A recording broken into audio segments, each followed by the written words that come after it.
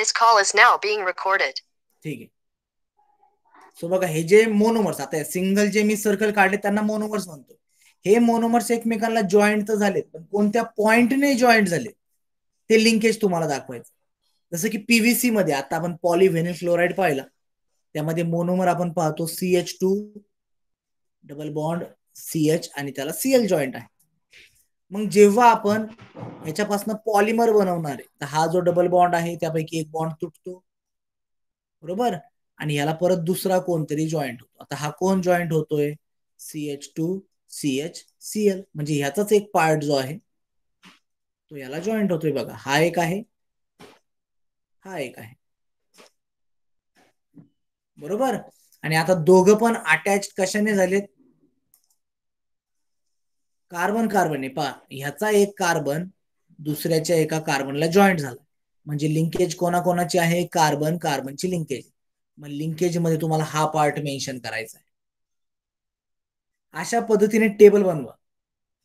आपल्या ह्या चॅप्टर मध्ये जेवढे काही पॉलिमर्स आहेत त्या पॉलिमर्सचा नंबर, त्याचं नाव, त्याच्यासाठी वापरलेला मोनोमर, त्याचं पॉलिमर मध्ये कन्व्हर्जन झाल्यानंतर स्ट्रक्चर कसं असतं ते लिहायचंय, आणि लिंकेज मध्ये कोण कोणाला जॉईंट झालंय. जसं की पीव्हीसी मध्ये कार्बन कार्बनला जॉईंट झालं, मग तेच लिंकेज लिहायचंय, कार्बन डॅश कार्बन, बस.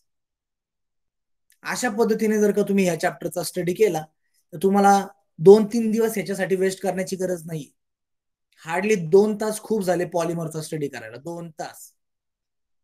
हा टेबल एकदा बनवून झाला, फक्त तो टेबल पाहत राहायचा आणि त्यामधले छोटे छोटे जे काही पॉइंट्स आहेत, ठीक आहे, जसं की थर्मोप्लास्टिक, थर्मोसेटिंग पॉलिमर म्हणजे काय, नॅचरल रबर म्हणजे काय, हे जे काही थेरॉटिकल छोटे छोटे पार्ट आहेत ते जर का रीड केले, ते रीड करायला हार्डली 1 तास लागेल, रीड करायला समजायला देखील.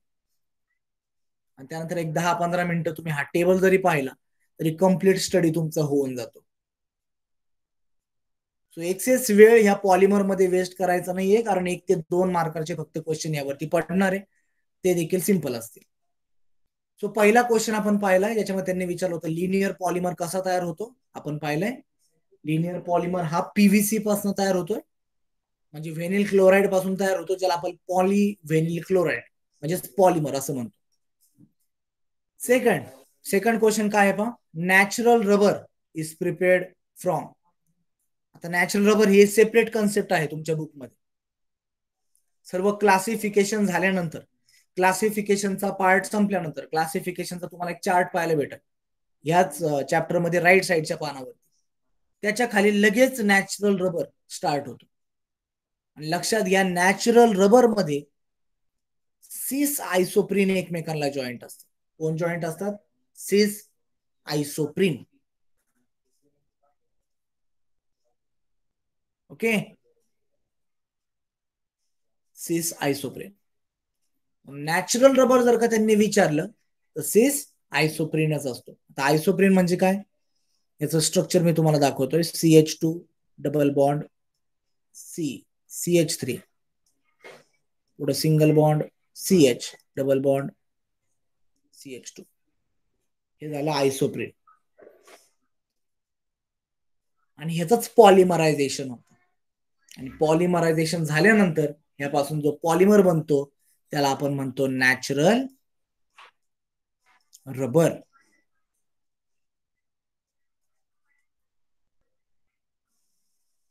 ठीक आहे, याचा आन्सर आहे ऑप्शन डी, दॅट इज सिस पॉलिमर. नेक्स्ट पहा, तिसऱ्या नंबरचा क्वेश्चन पॉलीव्हेनिल क्लोराईड म्हणजे पीव्हीसी बद्दलच आहे. हा कोणत्या टाईपचा पॉलिमर आहे असं विचारलंय. हा इलास्टोमर आहे का फायबर आहे? त्यानंतर थर्मोप्लास्टिक आहे की थर्मोसेटिंग आहे? तर हा आहे थर्मोप्लास्टिक. थर्मोप्लास्टिक म्हणजे काय, की ज्याला आपण पुन्हा रिमोल्ड करू शकतो, त्याला एका शेप मधून दुसऱ्या शेप मध्ये आपण कन्वर्ट करू शकतो, त्याला आपण म्हणतो थर्मोप्लास्टिक. लक्षात असू द्या, जे मी आता सांगतोय ते लक्षात घ्या. थर्मोप्लास्टिक म्हणजे काय, असा पॉलिमर ज्याला आपण काय करू शकतो, वेगवेगळ्या फॉर्म मध्ये कन्वर्ट करू शकतो. बघा आपण ज्या टाईपचं मटेरियल वापरतो, प्लास्टिक आपण ज्या टाईपचे वापरतो, ते सर्वच प्लास्टिक रिमोल्डेबल नसतात. काही प्लास्टिक असे असतात की ते एकदा तुटल्यानंतर त्यांना आपण पुन्हा कोणताच शेप देऊ शकत नाही, पुन्हा आपण त्यांना रियूज मध्ये आणू शकत नाही. आणि अशा पॉलिमरला म्हटलं जातं थर्मोसेटिंग, की एकदा तो जर का सेट झाला तर परत त्याच्यामधली सेटिंग आपल्याला चेंज करता येत नाही. तर त्याच्या नावावरनच त्याला लक्षात ठेवायचं. एकदा सेट झाला म्हणजे त्याची सेटिंग आपल्याला चेंज करता येत नाही. That is setting. आणि थर्मोप्लास्टिक म्हणजे काय, की प्लास्टिक सारखं आपण याला पुन्हा बदलू शकतो.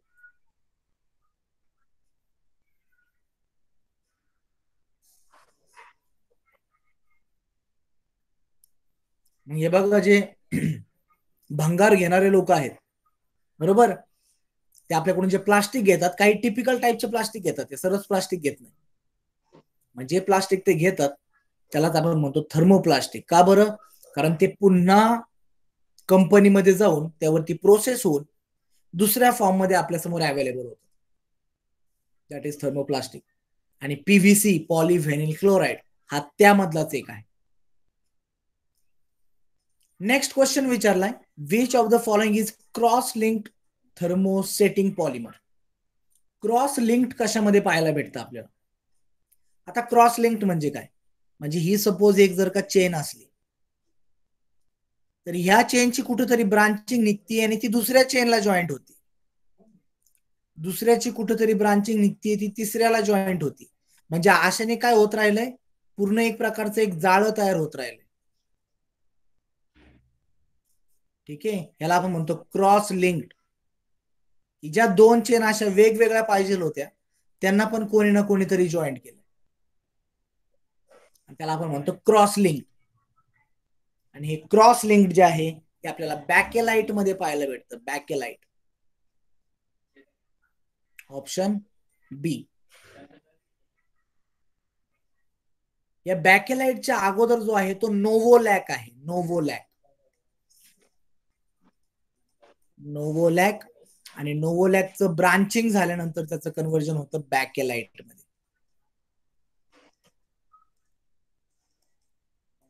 नोवोलॅकचं नाव बघा, तुम्हाला नेरोलॅक सारखं दिसेल, नेरोलॅक. येस, पेंट मध्येच हा यूज केलेला असतो नोवोलॅक, ज्याचं की एक लिनियर स्ट्रक्चर आहे आणि बॅकेलाइट मध्ये ब्रांच क्रॉस लिंक स्ट्रक्चर आपल्याला पाहायला भेटतं. सर्व थेरॉटिकल पार्ट आहे, ठीक आहे, यामध्ये रिएक्शन काही नाही. म्हणून मी तुम्हाला सांगितलं टेबल बनवायचं आहे. टेबल बनवून प्रत्येकाचं तुम्हाला तो जो फॉर्म्युला आहे तो फॉर्म्युला लक्षात ठेवायचा. बाकी डिफिकल्ट यामध्ये काहीच नाही. एकदा तुमच्या लक्षात राहिलं याचे 1-2 मार्क तुम्हाला आरामात मिळणार. यासाठी जास्त टाइम वेस्ट करायचा नाही. पुढे सांगितलंय, which of the following polymer undergoes permanent change on heating and cannot be reuse. ज्याला आपण रियूज करू शकत नाही यालाच म्हटलं जातं थर्मोसेटिंग. पुन्हा रियूज करू शकत नाही म्हणजे हा काय आहे, थर्मोसेटिंग. आणि असा थर्मोसेटिंग कोण आहे? Yes, urea methanal. पहिला जो ऑप्शन आहे युरिया मिथॅनल, हा थर्मोसेटिंग आहे. हे बुना एस जे आहे, बुना एस हा रबर आहे, सिंथेटिक रबर. पॉलिथिन हे थर्मोप्लास्टिक आहे. पॉलिथिनच्या बॅग आपण वापरतो बरोबर, ज्याला डस्टबिन मध्ये फेकल्यानंतर देखील भंगारवाले त्याला घेऊन जाणार. कचऱ्यावाले देखील हे प्लास्टिक सेपरेट करतात आणि सेपरेट कंपनीला ते पाठवतात. सो पॉलिथिन त्यामधलाच आहे जो की पुन्हा रियूज मध्ये येऊ शकतो. डॅक्रॉन हे फायबर आहे. ओके, म्हणजे पॉलिमरचे जे 4 टाईप पडतात, इलास्टोमर, फायबर, थर्मोप्लास्टिक, थर्मोसेटिंग, प्रत्येकाचं एक एक एक्झाम्पल इथं दिलंय. आणि विचारलंय काय, इनडायरेक्टली विचारलंय थर्मोसेटिंग काय आहे. थर्मोसेटिंग कोणता या ठिकाणी पॉलिमर आहे? So yes, option A urea methanal हा थर्मोसेटिंग आहे. बाकी बुनायस हा रबर असतो, डॅक्रॉन हा फायबर असतो आणि पॉलिथिन हा थर्मोप्लास्टिक असतो. मुलांना हे समजतंय का सर्वांना?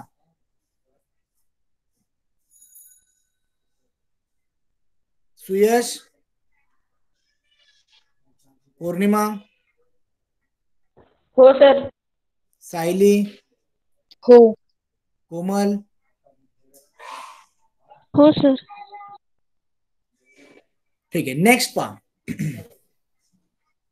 आता 6 नंबरचा क्वेश्चन काय पहा. The polymer which can be easily softening on heating and hard on cooling. Heat केलं का सॉफ्ट होतोय, हार्ड केलं का सॉरी कूल केलं का तो हार्ड होतो. म्हणजे पाहिजे तसा शेप आपण त्यांना देऊ शकतो.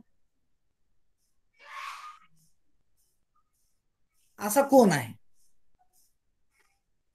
सो हा आहे पीव्हीसी. हा कोण आहे, पीव्हीसी, ज्याला आपण म्हणतो थर्मोसेटिंग, सॉरी थर्मोप्लास्टिक. थर्मोप्लास्टिक.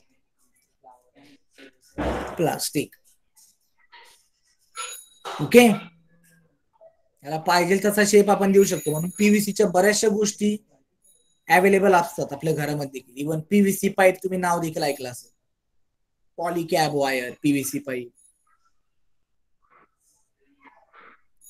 ठीक आहे. तर हा आहे असा पॉलिमर की ज्याला आपण पाहिजे तसा शेप देऊ शकतो. जरी हा आपण फेकून दिला तरी याला पुन्हा रियूज मध्ये आणता येतं. रियूज मध्ये आणता येतं म्हणजेच हिटिंग केल्यानंतर हा सॉफ्ट होतो, कूलिंग केल्यानंतर हा हार्ड होतो. पुढे विचारलंय which of the following is not thermoplastic. Thermoplastic कोण नाहीये. 7 नंबरचा क्वेश्चन. थर्मोप्लास्टिक कोण नाहीये. आणि तो आहे निओप्रीन. लक्षात घ्या, निओप्रीन हा रबर आहे.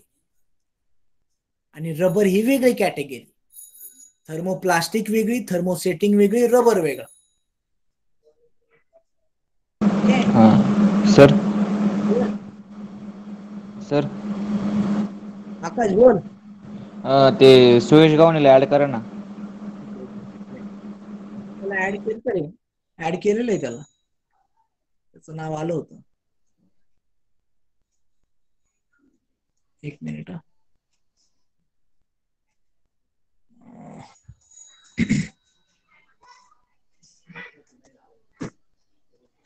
येस येस केलं, ऍड केलं त्याला. 2 अकाउंट वरून जॉईन झालाय.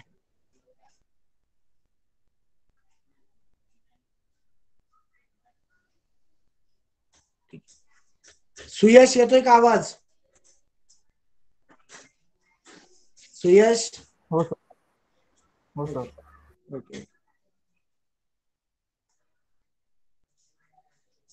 ठीक आहे. मग आपण 7 नंबरचा क्वेश्चन काय पाहिला की खालीलपैकी कोणता थर्मोप्लास्टिक नाहीये. तर यस निओप्रीन, कारण निओप्रीन हा रबर आहे. तर हे देखील तुम्ही क्लासिफिकेशन करून ठेवा. पूर्ण बुक वाचा. त्यापैकी थर्मोप्लास्टिक कोणता आहे, थर्मोसेटिंग कोणता आहे, रबर कोणता आहे, फायबर कोणता आहे, यांना क्लासिफाय करा. कारण जर का असा क्वेश्चन पडला तुम्हाला इझिली लगेच आन्सर आठवलं पाहिजे. त्यासाठीच आता मी कोणतेही क्वेश्चन असे सिलेक्टेड घेतलेले नाही. मी सर्वच क्वेश्चन पाहतो की जेणेकरून एक्सेस आपली रिव्हिजन होईल. ठीक आहे. म्हणून तुमचा हा एक्स्ट्रा वर्क आहे. आज साठी हा वर्क तुम्ही करा.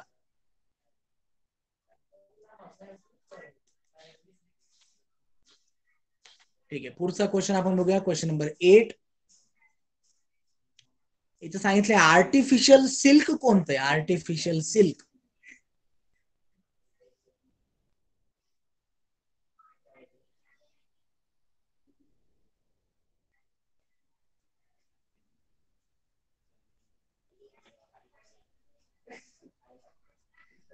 आणि इथं आर्टिफिशियल सिल्क, आता हे आर्टिफिशियल सिल्क आपल्या सिलेबस मध्ये तर क्वेश्चन नाही बरं. आर्टिफिशियल सिल्क, तर याला क्रॉस चेक करा. पॉलीसॅकराइड, पॉलीसॅकराइड याला आर्टिफिशियल सिल्क म्हणतात. तर याला एकदा क्रॉस चेक करा तुम्ही. ठीक आहे. कारण हा चॅप्टर जो आहे तो टोटली ऍप्लिकेशन ओरिएंटेड चॅप्टर आहे. आणि आपलं होतं तेच कन्सेप्टचा सर्व पार्ट आपण as a subject, chemistry as a subject आपण कन्सेप्टचा सर्व पार्ट करतो. ऍप्लिकेशन ओरिएंटेड युजेस काय आहे तो पार्ट आपण स्किप करतो. काय युजेस वाचायचे तर. बट डेली लाईफ मध्ये आपल्याला त्याच्या कन्सेप्ट महत्वाच्या नसतात, त्याची युजेसच महत्वाचे असतात, बरोबर. पण आपण शैक्षणिक जीवनामध्ये पाहतो की युजेस आपण स्किप करतो. तर हा देखील त्यामधलाच पार्ट आहे. आर्टिफिशियल सेल्फ नेमकं काय आहे, इथं कोणती कन्सेप्ट नाहीये, तो फक्त माहिती पाहिजे आपल्याला कसा तयार होतो. ठीक आहे. सो हा जो क्वेश्चन आहे याला एकदा क्रॉस चेक करा. आर्टिफिशियल सेल्फ गुगल वरती जरी टाकलं तरी तुम्हाला भेटेल. याचा आन्सर जे आहे ते पॉलिसॅकराइड दिलंय, बट तरी तुम्ही याला क्रॉस चेक करा, किंवा मी तुम्हाला आन्सर सांगेल त्याचं काय एक्झॅक्ट. पुढे सांगितलंय protein fibres are. Protein fibres are. आता आपण कालच प्रोटीनचा पार्ट बघितला. कोणतं लिंकेज असतं रे प्रोटीन मध्ये, सांगता येईल का?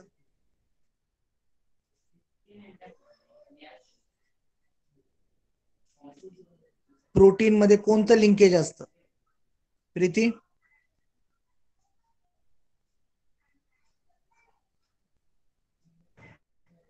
प्रीती, गीतांजली,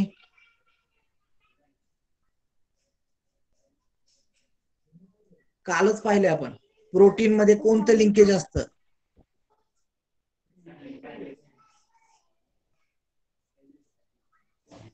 लिंकेज म्हणजेच बॉन्ड. प्रोटीन मध्ये कोणता बॉन्ड असतो?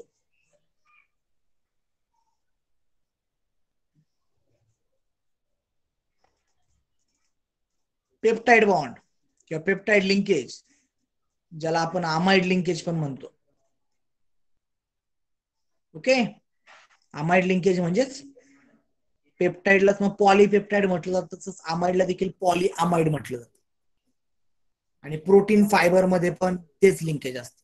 सो प्रोटीन ज्या ठिकाणी आला तिथं लक्षात घ्या poly amide, polypeptide, peptide, amide हेच नाव असणार आहे, याच्या पलीकडे दुसरं कोणतं नाव नसणार. सो 9th नंबरचा ऑप्शन ए बरोबर आहे. 10th नंबरचा क्वेश्चन पहा. आता काही क्वेश्चन आपलं नॉलेज वाढवण्यासाठी देखील आहे. 10th नंबरचा क्वेश्चन देखील त्यासारखाच आहे. विचारलंय की खालीलपैकी कोणते फायबर्स आहे? Silk, yes, silk is a fibre. Dacron, Dacron देखील फायबर आहे, याला आपण टेरिलिन असं म्हणतो, टेरिलिन. नायलॉन 66 हा पण फायबर आहे. सो हे सर्वच फायबर आहे, ऑल ऑफ दिस. ठीक आहे. सो कम्प्लीट हा थेरॉटिकलच पार्ट आहे. त्यामधले आपले हे 10 क्वेश्चन्स जे आहेत ते 10 क्वेश्चन्स कव्हर झाले.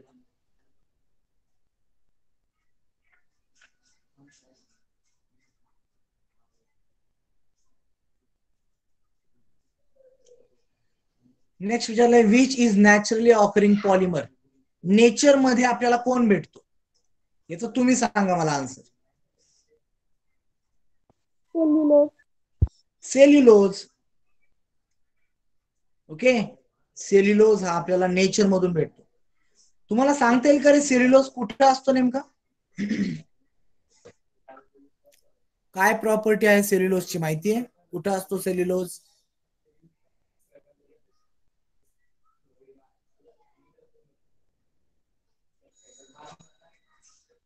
साक्षी,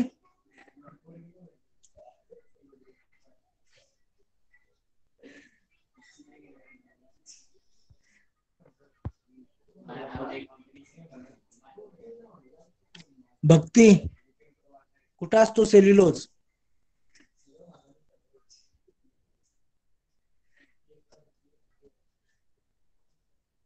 पौर्णिमा, सायली, सर अबंडंट कार्बोहायड्रेट्स आहे. Abundant carbohydrate. सायली,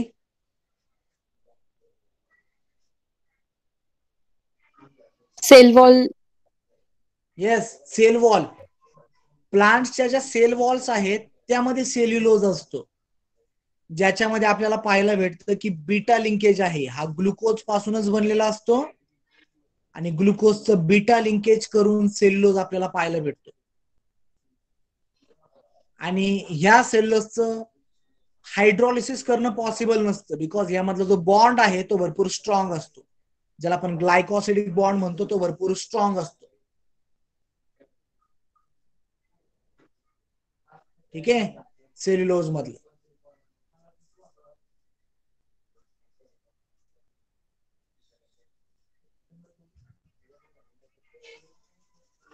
आणि ह्युमन बॉडी देखील याला पचवू शकत नाही, आपण त्याला डायजेस्ट करू शकत नाही. खाऊन पहा एखाद्या झाडाची साल, डायजेस्ट नाही होणार. बिकॉज डायजेस्ट करण्यासाठी आपली बॉडी काय करते, कॉम्प्लेक्स फूड खाल्ल्यानंतर आतमध्ये गेल्यानंतर त्या फूडच्या मॉलिक्युलचं हायड्रॉलिसिस होतं. हायड्रॉलिसिस कसं होतं, 37 डिग्री सेल्सिअस जे की बॉडीचं टेम्परेचर आहे. जो काही बॉडीचा प्रेशर असेल आपण 1 ऍटमॉस्फेरिक प्रेशर कन्सिडर करून चालू, आणि HCl हे ऍसिड आपल्या बॉडीमध्ये असतं. ह्या तिघांमध्ये जे पण फूड डायजेस्ट होतं तेच फक्त आपली बॉडी डायजेस्ट करू शकते. पण हा जो सेल्युलोज आहे त्याला more than 37 degree Celsius temperature लागतंय. त्याला प्रेशर देखील 1 ऍटमॉस्फेरिक प्रेशर पेक्षा जास्त लागतोय. आणि त्याला ऍसिड HCl पेक्षा स्ट्रॉंग ऍसिड लागतं, जे की आपल्या बॉडीमध्ये नसतं. म्हणून आपण सेल्युलोज पचवू शकत नाही. ओके, पण ते झाडाला जी कीड लागती, वाळवी लागली आपण म्हणतो, टर्माइट्स जे असतात ते खातात, कारण त्यांच्यामध्ये एक टिपिकल एन्झाईम असतं आणि ते एन्झाईम सिक्रीट करतात. आणि तेव्हा सेल्युलोज जो आहे, सेल्युलोजचे मधले बॉन्ड जे आहेत ते बॉन्ड ब्रेक व्हायला लागतात. ठीक आहे, सो असा आहे हा सेल्युलोज जो की नॅचरली ऑकरिंग पॉलिमर आहे. हा देखील पॉलिमरच आहे आणि ग्लुकोज पासून हा तयार झालेला आहे. अनफॉर्च्युनेटली हा जो पार्ट आहे तो तुमच्या प्रिव्हियस चॅप्टर मधनं डिलीट केला ह्या वर्षी, अदरवाईज त्यावरती देखील क्वेश्चन आला असता. नेक्स्ट विचारलंय, which is not natural polymer. Natural polymer कोणतं नाहीये, सांगता येईल का रे, कोणतं नॅचरल पॉलिमर नाहीये? नायलॉन. नायलॉन, कारण नायलॉन हे लॅब मध्ये बनवलं जातं. बाकी सिल्क नेचर मधून भेटतंय, कॉटन नेचर मधून भेटतोय, वूल जे आहे ते पण नेचर मधून भेटतंय. ठीक आहे, त्याच्या मेंढ्या आहेत म्हणजे शिप्स जे आहेत त्या कोणत्या लॅब मध्ये जात नाही की आमच्या अंगावरती थोडस वूल टाकून द्या.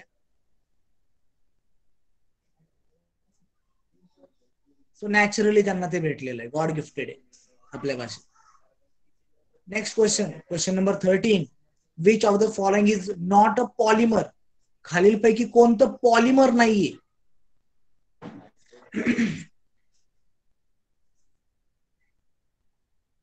येस, लवकर ऑप्शन पहा. पहिला दिला स्टार्च, सेल्युलोज, फ्रुक्टोज आणि प्रोटीन. कोणतं पॉलिमर नाहीये? Fructose. Fructose, because fructose is a monosaccharide. एकच फ्रुक्टोज असतो, तो कोणाला जॉईंट नसतो. स्टार्च मध्ये ग्लुकोज एकमेकांना जॉईंट असतात, अल्फा ग्लुकोज. सेल्युलोज मध्ये बीटा ग्लुकोज एकमेकांना जॉईंट असतात. प्रोटीन मध्ये अल्फा अमिनो ऍसिड्स एकमेकांना जॉईंट असतात. So all these are polymers, but fructose is not a polymer, it is monosaccharide. We can say that fructose is a monosaccharide. Okay, monomers, आणि monomer एकमेकांना joint होऊन polymer बनत असतो, but हा monomer आहे. Next question number 14, which of the following is semi synthetic polymer. Semi synthetic कोण आहे?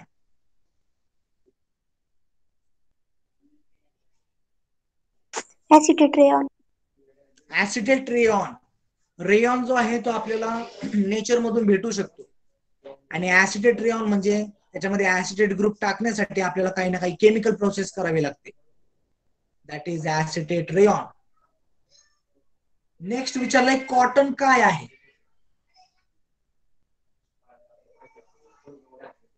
Cotton कोणता फायबर आहे? आता हा देखील क्वेश्चन तसं राहील तर आपल्या सिलेबस मध्ये याचं काही आपल्याला धागे दोरे पाहायला भेटत नाही. Option D. नाही, पॉलीअमाइड पण नाहीये, हा पॉलीइस्टर पण नाहीये. डी. कॉटन हा सेल्युलोज आहे, सेल्युलोज फायबर कॉटन. आणि याचं कुठं आन्सर पाहायला भेटत नाही आपल्याला.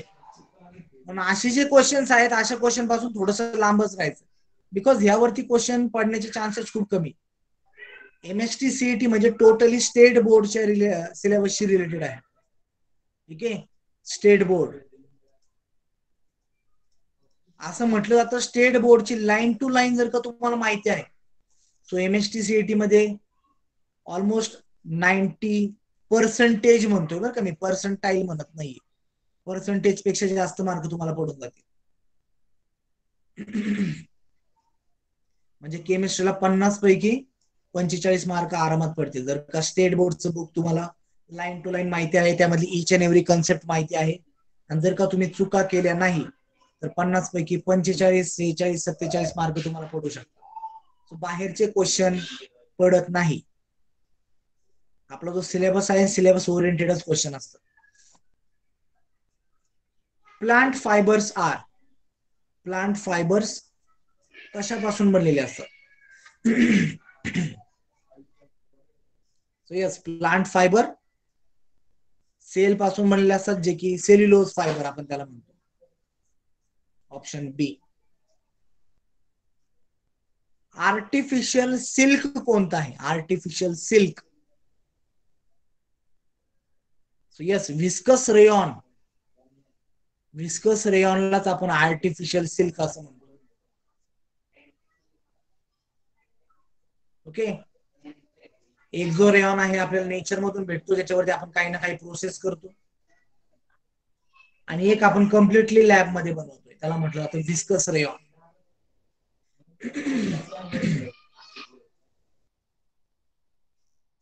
तसंच ज्यूट, ज्यूट काय आहे? सो ज्यूट हे नॅचरल फायबर आहे, natural fibre,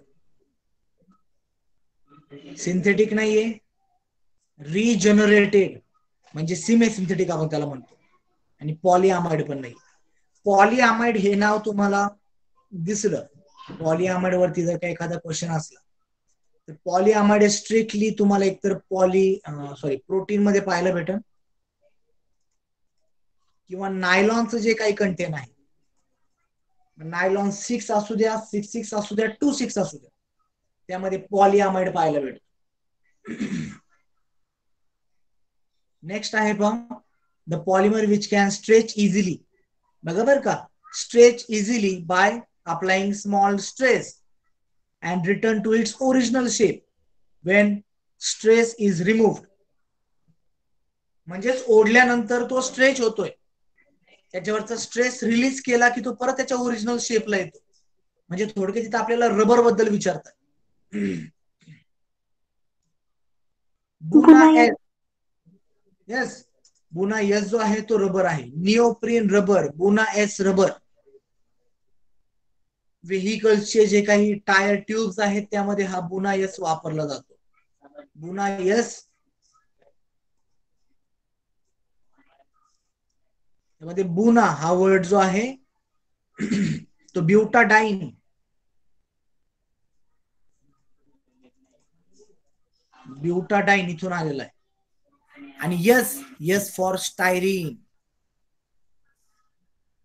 yes for styrene, ज्याचं की स्ट्रक्चर आपल्याला पाहायला भेटतं CH2 डबल बॉन्ड CH, आणि याला जर का बेन्झिन रिंग आहे याला आपण म्हणतो स्टायरीन.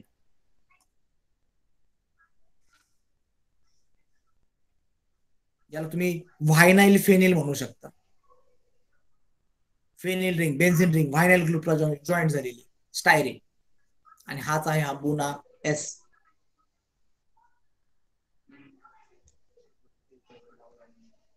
नेक्स्ट 20 नंबरचा क्वेश्चन आहे, चेन ग्रोथ पॉलिमरायझेशन कोणतं आहे? Chain growth. आता लक्षात घ्या, चेन ग्रोथ हा वर्ड जर का वापरला, चेन ग्रोथ पॉलिमर म्हणजेच ऍडिशन पॉलिमर. 20 नंबरचा क्वेश्चन, चेन ग्रोथ म्हणजेच ऍडिशन पॉलिमर. आणि लक्षात घ्या, ऍडिशन पॉलिमर मध्ये 2 ग्रुप एकमेकांमध्ये ऍड होत असतात, त्याच्यामधून तिसरा कोणता ग्रुप बाहेर पडत नाही.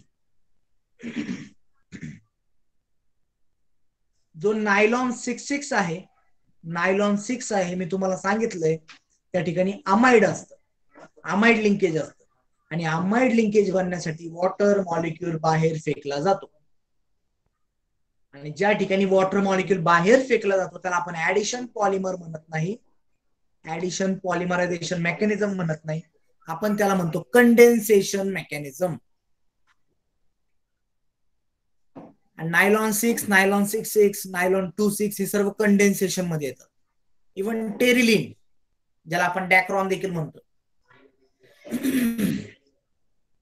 ह्यामध्ये देखील स्मॉल मॉलिक्यूल बाहेर फेकला जातो जो की असतो मिथेनॉल CH3OH. सो हे उरलेले तिघ पण बी, सी आणि डी हे कंडेन्सेशन पॉलिमर आहेत. आणि टेफ्लॉन म्हणजे CF2 डबल बॉन्ड CF2 ह्याच्यापासून तयार झालाय टेफ्लॉन. जेव्हा आपण हा एक मोनोमर एकमेकांना जॉईंट करतो इथं बाहेर पडण्यासारखं काहीच नाही, कारण अल्किन आहे. अल्किनला अल्किन जॉईंट होईल, बाहेर पडण्यासारखा पार्ट काहीच नाही यामध्ये. CF2 double bond CF2. So simply काय होणार, एक डबल बॉन्ड तुटणार, इथलचा पण डबल बॉन्ड तुटणार आणि हे दोघं पण एकमेकांना काय होणार, जॉईंट होणार. म्हणजे बघा काहीच बाहेर पडत नाही. असाच एक ग्रुप डाव्या साईडला पण जॉईंट होईल, असाच एक ग्रुप उजव्या साईडला पण जॉईंट होईल. जशी गळ्यामध्ये मोत्याची माळ असते त्यानुसार याचं स्ट्रक्चर आपल्याला वाढलेलं दिसतं. जसं आपण मोत्याच्या माळीमध्ये एक एक मनी टाकल्यानंतर तो ऍड होत जातो, काही त्याच्यामधनं एक्स्ट्रा बाहेर पडत नाही. अशा पॉलिमरला आपण म्हणतो ऍडिशन पॉलिमर. नेक्स्ट त्यांनी तेच विचारले. Next question, which is not additional polymer. Additional polymer कोण नाहीये. टेफ्लॉन आहे ऍडिशनल पॉलिमर. असाच पॉलिप्रोपिन देखील ऍडिशनल पॉलिमर आहे. आणि पॉलिॲक्रिलोनाइट्राइल ज्याला आपण ओरलॉन म्हणतो तो देखील आता आहे. पॉलिॲक्रिलोनाइट्राइल काय आहे, हा CH2 डबल बॉन्ड CH आणि Cl याला म्हणतात ऍक्रिलोनाइट्राइल. आणि ह्याचं पण पॉलिमरायझेशन जसं टेफ्लॉनचं होतंय तसंच ह्याचं पण होतं. यापासूनच पॉलिॲक्रिलोनाइट्राइल बनतो, ज्याला आपण पॅन असं म्हणतो. याचा शॉर्ट फॉर्म आहे पॅन, पॉलिॲक्रिलोनाइट्राइल. यालाच म्हटलं जातं ओरलॉन. आणि हे सर्व ऍडिशन पॉलिमर आहे. सो ABC ऍडिशन पॉलिमर आहे. जो ऍडिशन पॉलिमर नाहीये तो आहे मेलॅमिन फॉर्मल्डिहाइड पॉलिमर. सो ह्यामधून एक छोटासा पार्ट बाहेर पडत असतो, ज्याला की आपण म्हणूया की हा कंडेन्सेशन पॉलिमर आहे.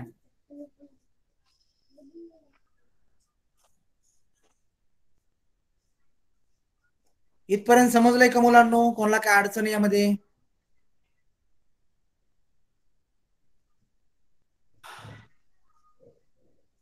शुभम? नाही सर. समजलं नाही का? अडचण नाही? अडचण नाही. बर. गीतांजली? समजले सर. कोमल? समजलं सर. कार्तिक? समजलं. सुयश? समजलं सर. ठीक आहे. सो 21 क्वेश्चन आपले झालेत. नेक्स्ट काही क्वेश्चन आपण बघूया. आता बघा ह्या ठिकाणी हे जे क्वेश्चन्स आहेत नेक्स्ट पेजवरचे क्वेश्चन,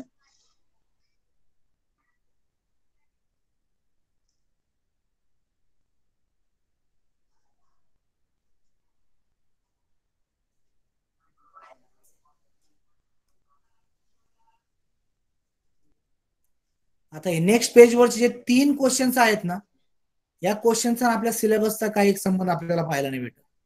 आणि तर ह्या टाईपचे क्वेश्चन त्यांनी विचारले ज्याचा आपल्या सिलेबस मध्ये काहीच सांगितलेलं नाहीये. येस, आपण गुगल करून सर्च करू शकतो, बरोबर, पण तसं सर्चच करायचं असतं सिलेबस लिमिटेड तर दिला नसता ना. काहीतरी सिलेबस दिलाय म्हणजे नक्कीच क्वेश्चन त्याच्याशीच रिलेटेड पडणार आहे. या पहिल्या 3 क्वेश्चन मध्ये काय केलंय पहा.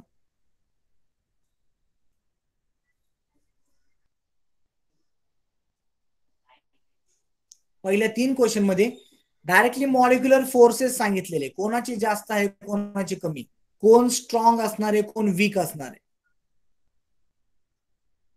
जसं की दिलंय थर्मोसेटिंग, फायबर्स, थर्मोप्लास्टिक, इलास्टोमर. आणि असं कोणता मॉलिक्युलर फोर्सेसशी रिलेटेड काही एक उल्लेख आपल्या सिलेबसमध्ये नाही. ह्या ठिकाणी हा स्ट्रॉंग असतो, त्या ठिकाणी तो स्ट्रॉंग असतो. एखाद 2 ठिकाणी फक्त त्यांनी सांगितलेलं आहे की इंटरमॉलिक्युलर फोर्सेस कोणत्या आहेत, ते पण 4 जणांमध्ये सांगितलेले नाही, काही जणांमध्ये सांगितले. ठीक आहे, याचा आन्सर मी तुम्हाला सांगतोय, पण असे क्वेश्चन जे आहेत ते येण्याचे चान्सेस फार कमी आहेत, नाहीच्या बरोबर आहे.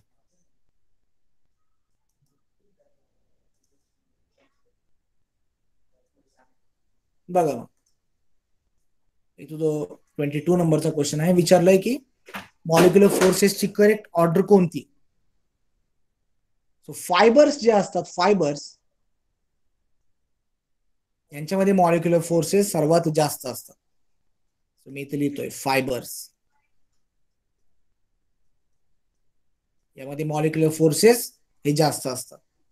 फायबर नंतर असतो थर्मोसेटिंग, टीएस करतोय मी याला, थर्मोसेटिंग. थर्मोसेटिंग नंतर असतो तो थर्मोप्लास्टिक, थर्मोप्लास्टिक नंतर असतो तो इलास्टोमर म्हणजेच रबर. सो फायबर सर्वात स्ट्रॉंग, रबर सर्वात लास्ट, आणि थर्मोसेटिंग थर्मोप्लास्टिक मध्ये तर आपल्याला माहिती आहे सेटिंग जो आहे तो टफच असणार, आणि प्लास्टिक जो आहे तो वीक असणार.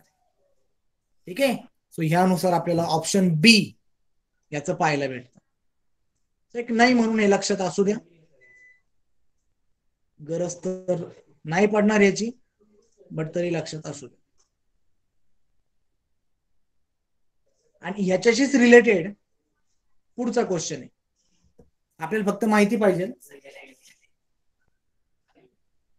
कोणतं एक्झाम्पल कशाचं आहे. हे जर का आपल्याला माहिती असलं तर आपल्याला इझिली सांगता येईल. आता सिल्क आणि सिल्क जे आहे ते आपल्याला फायबर मध्ये पाहायला भेटते, बरोबर. म्हणजे नक्कीच सिल्क हा सर्वात स्ट्रॉंग असणार आहे. आणि सगळ्या ऑप्शन मध्ये पहा 2 जो आहे तो 1 नंबरलाच. निओप्रीन, निओप्रीन असतो रबर, म्हणजे सिल्क जर का 1 नंबरला आहे आणि निओप्रीन रबर आहे, निओप्रीनचा नंबर आहे 1. 1 नंबर ज्या ठिकाणी आहे ते ऑप्शन करेक्ट असणार आहे. 1 नंबर सर्वात लास्टला पाहिजे, म्हणजे ऑप्शन ए आणि ऑप्शन डी जो आहे तो चुकला. आता टेफ्लॉन बद्दल आपल्याला माहिती आहे, टेफ्लॉन की हा थर्मोप्लास्टिक असतो, म्हणजे टेफ्लॉनला आपण पाहिजे तसा शेप देऊ शकतो. पण हा जो मेलामिन फॉर्मल्डिहाइड रेझिन आहे हा थर्मोसेटिंग असतो, जे की आपण प्रिव्हियसलीच पाहिलेलं आहे. म्हणजे त्यानुसार आपल्याला पाहायला भेटतं की ऑप्शन सी जो आहे तो बरोबर असणार आहे. ठीक आहे, सो ही ऑर्डर लक्षात असू द्या. फायबर, फायबर तर तुम्हाला लगेच ओळखता येतील.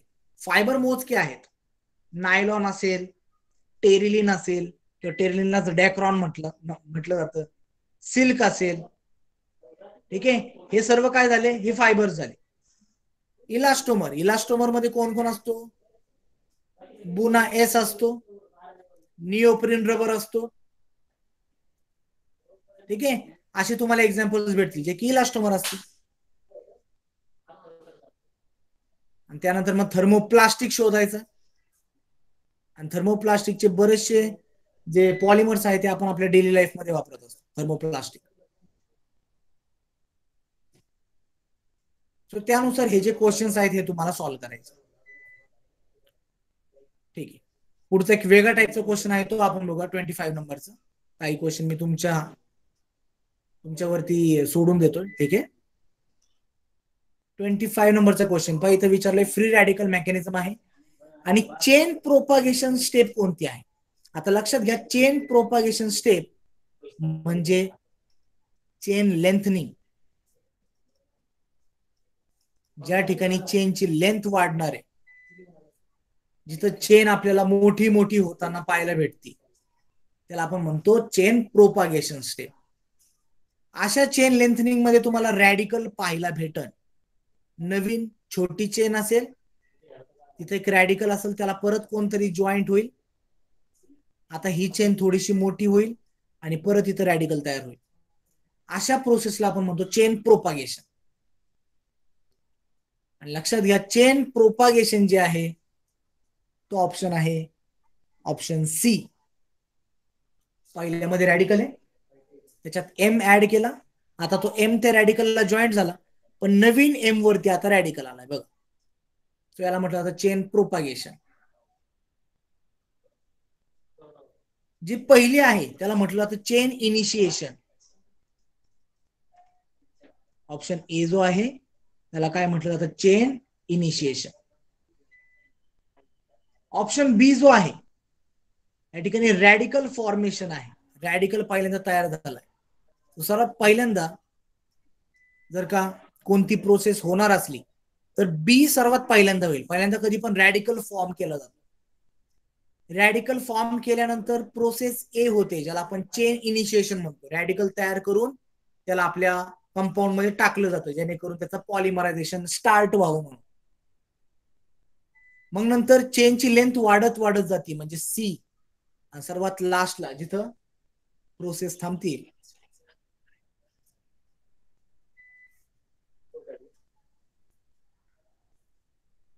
सो हे लक्षात असू द्या. बी मध्ये रॅडिकल इनिशिएट झालाय, रॅडिकल तयार झालाय, रॅडिकल फॉर्मेशन म्हणा. ए मध्ये चेन इनिशिएशन, आता चेन बनायला सुरुवात झाली. सी मध्ये चेनची लेंथ वाढत वाढत गेली, ज्याला आपण चेन प्रोपागेशन म्हणतो. आणि डी मध्ये चेनची लेंथ एकदम थांबतीये, रॅडिकल बनायचे एकदम थांबताय, ज्याला म्हणतो आपण चेन टर्मिनेशन. ठीक आहे. तो सर्व या ठिकाणचे चारही पण पॉइंट मी तुम्हाला एक्सप्लेन केलेले आहेत.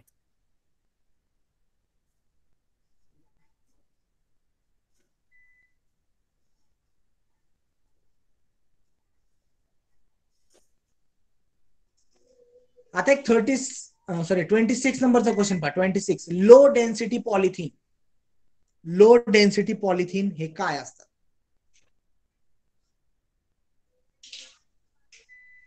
सो लो डेन्सिटी पॉलिथिन हे ब्रांचच्या फॉर्म मध्ये असतात.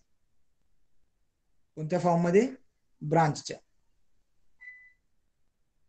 हे सर्व तुम्हाला पॉलिथिन मध्ये पाहायला भेटेल. लो डेन्सिटी आणि हाय डेन्सिटी. याचा डिफरन्स पार्ट करून ठेवायचा, यावरती क्वेश्चन पडत असतो.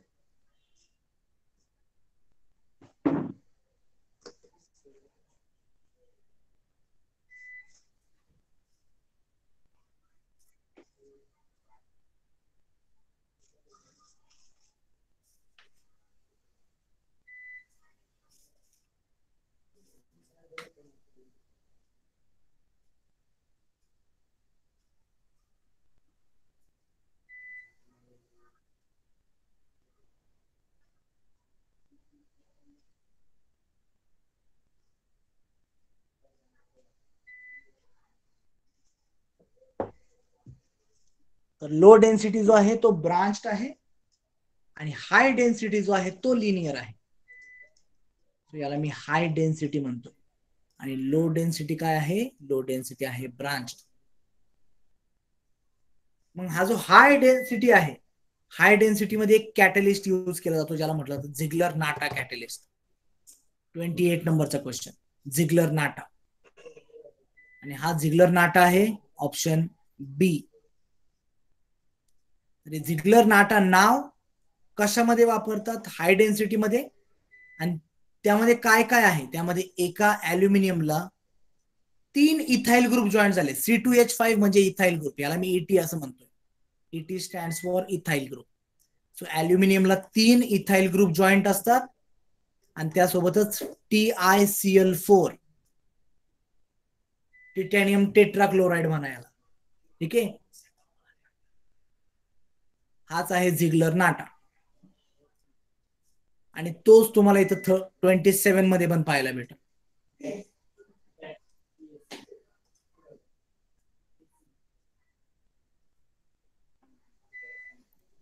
इथपर्यंत समजलंय का मुलांनो?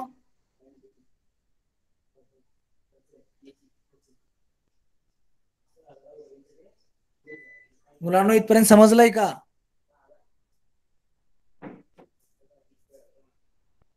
कार्तिक, सुयश, हो गीतांजली, सर. कोमल, हो. हो सर. ठीक आहे. शेवटचे 2 क्वेश्चन आपण बघूया ओरलॉन आणि टेफ्लॉन बद्दल. सिम्पली तुम्हाला विचारलं इथं मोनोमर कोण आहे, तर ओरलॉन मी तुम्हाला अगोदरच सांगितलंय. ओरलॉनलाच म्हटलं जातं PAN, पॅन म्हणजे पॉली ऍक्रिलो नायट्राइल, पॅन म्हणजेच Orlon. So C, option C. आणि टेफ्लॉनचा ऑप्शन डी आहे. बघा हे जे आहे स्क्रीन तुम्हाला आता अचानक बंद होणार आहे कारण लाईट गेलेली आहे. इन्व्हर्टरचा पण आवाज तुम्हाला येत असेल. ठीक आहे, थांबूयात मग आपण या ठिकाणी.